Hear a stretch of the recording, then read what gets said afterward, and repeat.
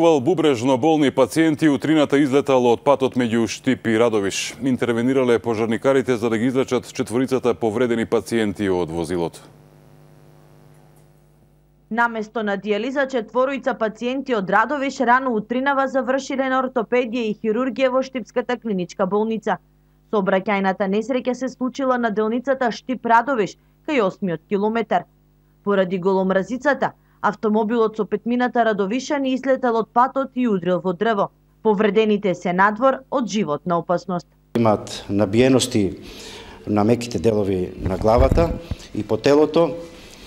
Една пациентка е пратена на клиника за травматологија во Скопје поради скршеница на пршлен.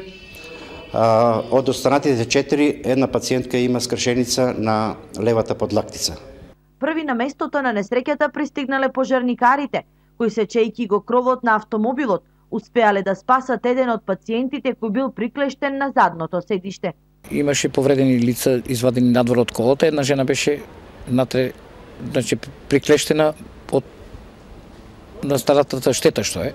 Полицијата утврдува дали покрај голомразицата како причина за несреќата е и пречекорената брзина.